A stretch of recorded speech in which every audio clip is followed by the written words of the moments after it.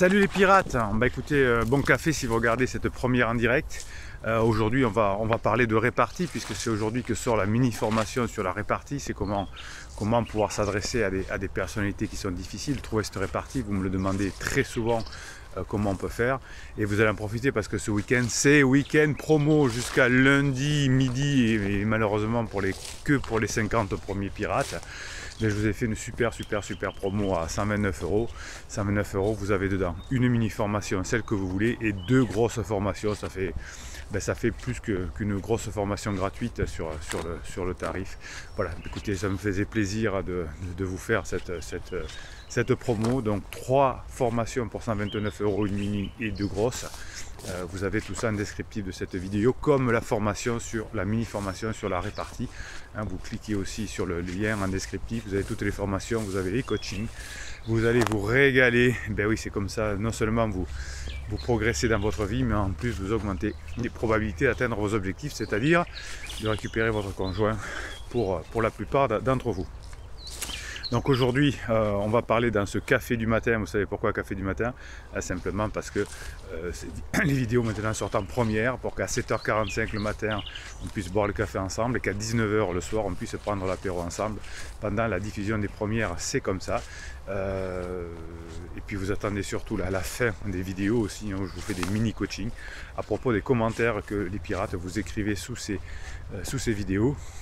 Eh bien, je prends un commentaire un peu au hasard, je regarde la longueur et je commente avec vous. Je vous fais un mini coaching et grâce à ce mini coaching, eh bien, vous apprenez des choses. Ça, c'est la fin de la vidéo. Les formations, c'est la promo du week-end, les 50 pirates jusqu'à lundi midi.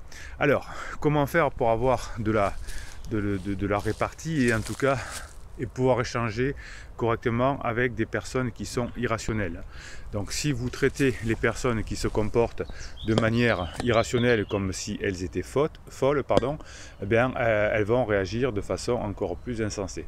Donc avant d'interagir avec quelqu'un qui se conduit de manière déraisonnable, comme quelqu'un en crise, eh bien la première chose c'est de savoir reconnaître, Bruno se calme, de savoir reconnaître sa propre tendance à l'irrationalité et s'efforcer de la maîtriser. Vous savez que quand votre conjoint est en crise par ses neurones miroirs, eh bien qu'est-ce qu'il va faire? Il va vous balancer énormément d'irrationalité et vous allez éviter effectivement vous allez avoir du mal à résister.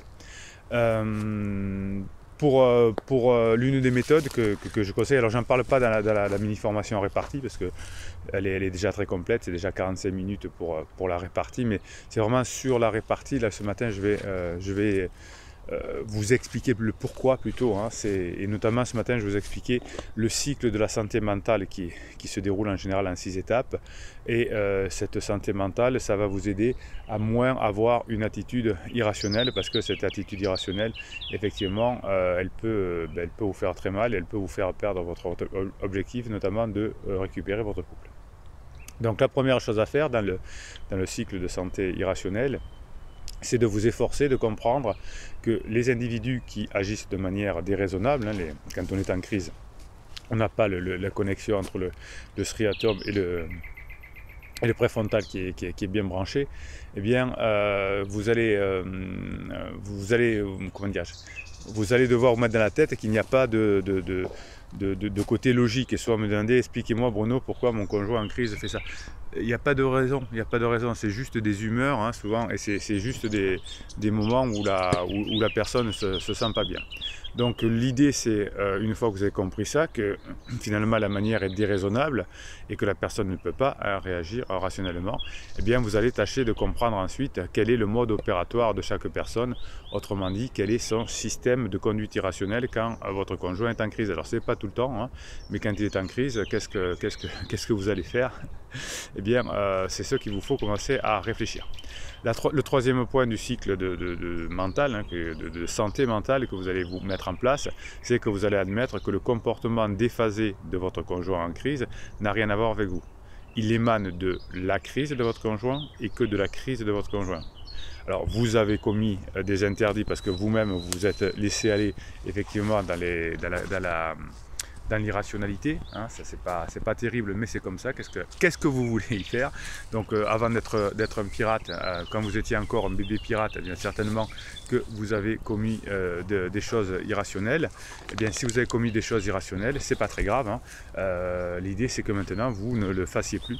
Je vais essayer de me mettre face au soleil du matin, sinon vous allez avoir du mal à me voir. D'ailleurs on s'en fout, hein, de me voir, vous avez bien raison. Donc dites-vous bien que votre conjoint en crise a un comportement qui n'est pas rationnel et ça ne concerne que votre conjoint en crise.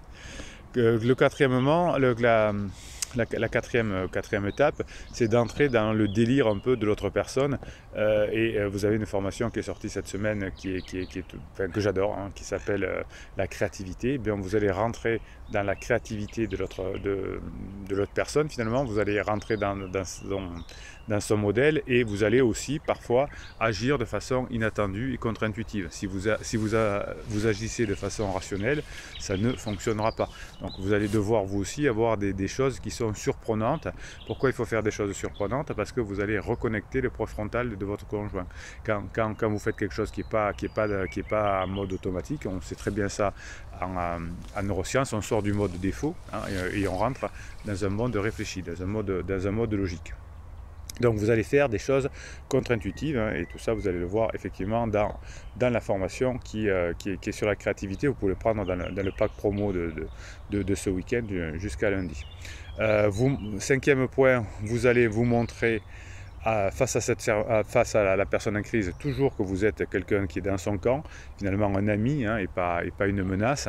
Votre conjoint en crise, vous, dans son délire, vous fait penser que vous êtes une menace, ou pense que vous êtes une menace, et vous allez essayer soit de vous montrer en menace, ça c'est pas bon, soit de lui montrer mais non, tu risques rien, moi je suis gentil, moi je te veux pas du mal, moi je veux qu'on revienne ensemble, etc. Donc ça ne marche pas, hein, vous allez juste reconnecter le préfrontal. Sixième point, une fois que la personne sera calmée, eh bien vous aiderez cette personne à réfléchir de manière plus posée, mais vous ne pourrez pas le faire quand elle est en down, vous ne pourrez le faire que quand elle est en position positive, évidemment. Donc si votre conjoint est en crise profonde, vous ne pourrez pas changer la personne tout de suite. Donc vous allez filer, vous allez s'effiler, vous allez essayer d'esquiver, vous allez essayer de changer de sujet, vous allez quitter la pièce éventuellement, vous pouvez même tricher un peu, prétextant quelque chose à faire, prétextant prendre un appel urgent, et ça va permettre à la personne de reconnecter son préfrontal. Quand la personne est en down, c'est surtout qu'elle ressent une pression du pansement, de vous, de quelqu'un d'autre. Donc c'est pour ça que vienne le stress la plupart du temps. Donc parler avec une personne qui est en crise existentielle demande finalement des aptitudes de niveau olympique, et comme les sportifs de haut niveau, c'est pour ça que je vous avais fait une formation que vous pouvez prendre aussi dans le pack qui s'appelle Esprit de Mindset, hein, avoir le mindset. Vous serez moins exposé à l'échec si vous êtes préparé, si vous entraînez au préalable, et si vous bien sûr développez des muscles mentaux puissants. C'est pour ça qu'ici nous sommes une team sérieuse, et on ne vous indique pas de faire un film Moi je te suis, un silence radio ou des lettres magiques, mais on se muscle véritablement. Et l'avantage, c'est que non seulement ça vous multipliez vraiment cette fois les chances de revenir ensemble avec votre conjoint après sa crise, après le point d'inflexion, mais aussi vous bénéficiez de toutes les formations, de tous les coachings dans votre vie de tous les jours, et ça c'est assez génial. Donc entrer dans le délire de la personne en crise, hein, ça veut dire éviter d'argumenter et de discuter avec la personne en crise, parce que ça ne fonctionne pas. Et le délire de la personne en crise finalement va s'amplifier si vous voulez être rationnel, puisque face à la rationalité, l'émotion va s'amplifier, et à court terme l'émotion gagne effectivement par rapport à la rationalité. Donc vous voyez que vous profitez du pack promo de ce week-end et de toutes les formations, parce que vous avez besoin de vous muscler pour faire face au comportement de votre conjoint qui est irrationnel. C'est comme ça pendant la crise existentielle. Pour vous donner le moral, eh bien, je vais vous donner quelques mèmes que vous m'avez envoyés cette semaine et que je vous mets sur votre canal Telegram. Le canal Telegram, l'application Telegram, il y a un canal qui s'appelle Bruno Marshall, c'est votre canal de pirate. Vous avez là-dessus des vidéos, vous avez des mèmes que vous m'envoyez. Les mèmes, c'est des photos et des petites phrases. Vous me les envoyez sur mon WhatsApp et je les mets sur votre canal tous les jours. Et vous vous régalez. Et ensuite, je vous fais le mini-coaching juste après vous avoir lu quelques mèmes pour vous motiver. Alors, les victimes de la manipulation mentale ignorent. La victime de la manipulation mentale est une victime, elle ignore qu'elle est une victime, les murs de sa prison lui sont invisibles, elle se croit libre. Et oui, les personnes, ça c'est très bien, ça c'est très bien. Les personnes en crise se croient libres, veulent la liberté, et la vraie liberté c'est d'être maître de ses pensées, de ses émotions, vous l'avez compris. Et effectivement, quand on est en crise, c'est tout à fait l'inverse, donc on en est victime, et c'est pour ça que je vous conseille souvent en coaching de ne pas évoquer le sujet de la crise existentielle avec votre conjoint en crise, parce qu'il va forcément nier, il va dire que vous comprenez rien et que vous essayez de le manipuler, et l'idée c'est plutôt d'être dans le même camp et pas dans des camps opposés. Dorénavant, soit même comme je suis, soit la porte est grande ouverte, car les efforts à sens unique, c'est fini. Oui, à un moment donné, oui, il y a beaucoup de pirates qui parce qu'ils ont travaillé sur eux, parce qu'ils sont sortis de la dépendance affective, eh bien, vont dire maintenant je sais ce que je veux et ce sera à mon conjoint de s'adapter ou pas.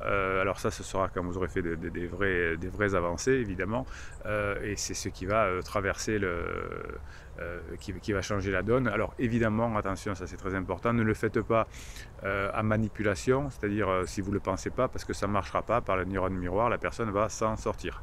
Finalement, tout le monde finit par se retrouver, même ceux qui avaient juré de se séparer. Ouais, c'est bien. À un moment donné, on dit oui, on va. Quand on est en crise, quand on est en lune de miel, pardon, on se dit on va rester ensemble toute sa vie, on finit par partir. Et effectivement, si on fait ce qu'il faut, on finit par revenir ensemble. Je suis assez d'accord. Tu ne peux pas commencer le prochain chapitre de ta vie si tu relis sans cesse le dernier. Oui, c'est pour ça que les conjoints en crise ne passent pas à l'action et que si vous faites ce qu'il faut, si vous suivez les coachings, les formations, la méthode de la Team Pirate, le canal Telegram, les lives du vendredi soir comme hier soir, oui, vous allez vous régaler effectivement de vivre et vous allez avancer. En revanche, si je suis accroché à mon passé, je ne peux pas avancer. C'est pour ça que les relations pansement ne fonctionnent pas, parce que votre relation n'est pas terminée encore avec votre conjoint en crise, et donc on ne peut pas commencer une nouvelle relation tant que l'ancienne n'est pas terminée, qu'on n'en a pas fait le deuil. C'est pour ça que relation entre pansement et comment on appelle ça, criseuse comme vous dites, ça c'est votre terme, j'adore. Relation pansement criseuse ne fonctionneront pas, sauf si vous avez mis trop de propulsion effectivement dans votre couple, mais ça c'était avant que vous soyez des pirates. Allez, on passe au moment que vous attendez tous, le mini coaching. Je commente les commentaires que vous me mettez toute la journée sous ces vidéos, les vidéos de cette chaîne là tout de suite, et on va se régaler. Allez, mini coaching avec cette Enza l'abrupt. Qu'est-ce qu'il me dit encore? 6 minutes 31. Alors, elle me bloque, ma crise donc me bloque sur Messenger, car elle n'a pas accepté mon profil depuis décembre, création de mon compte. Non, c'est pas pour ça qu'elle vous bloque, c'est parce qu'elle ne veut pas que vous sachiez ce qu'elle fait, parce qu'elle a certainement honte. C'est pas parce que vous avez mis un profil autre, et si vous étiez en lune de miel, elle trouverait ça très mignon, donc ce n'est pas pour ça qu'elle vous bloque, probablement. Alors, hier soir, je lui dis: tu ne m'as toujours pas accepté depuis plusieurs mois, arrêtez ces sujets qui fâchent. Oui, elle le sait qu'elle ne vous a pas accepté depuis plusieurs mois, vous flippez, et quand vous montrez que vous flippez, eh bien votre conjoint ne peut pas revenir. Arrêtez de flipper. Quand vous me posez des questions, il y a deux types de questions. Des questions pour vous rassurer, combien de mois ça j'en ai encore, combien de temps ça dure, est-ce que vous pensez que le fait qu'elle me dit que, est-ce que c'est une phase de regret, ça c'est que vous flippez, donc ça doit vous donner une bonne idée de dire: ah, là je suis pas bon, j'arrête, sinon Bruno va me tirer les oreilles.